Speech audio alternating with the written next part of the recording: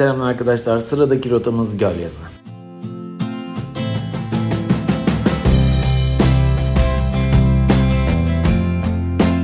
Gölyazı, Bursa ilinin Nilüfer ilçesine bağlı bir mahalledir.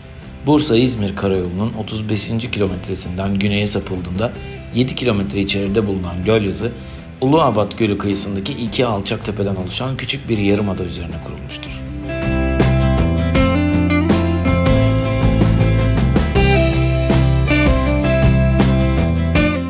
Gölyazı, tarihi M.Ö. 6. yüzyıla kadar uzanan bir yerleşim yeridir. Antik çağlarda Apollonia olarak bilinen Gölyazı, Bizans ve Osmanlı dönemlerinde de önemli bir yerleşim yeri olmuştur.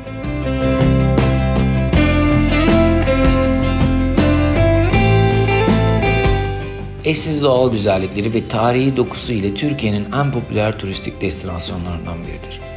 Gölün sakin suları, çam ormanları, tarihi Rum evleri ve leylekler ile ünlüdür.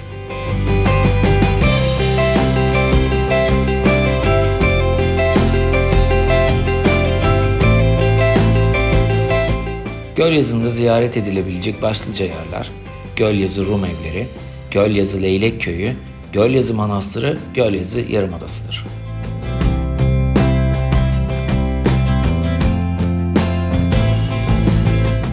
Gölyazı'na ulaşım Bursa-İzmir karayolunu kullanarak sağlanabilir. Bursa şehir merkezinden Gölyazı'ya düzenli minibüs seferleri bulunmaktadır. Gölyazı, İstanbul'dan yaklaşık 180 km, Ankara'dan yaklaşık 350 km uzaklıkta.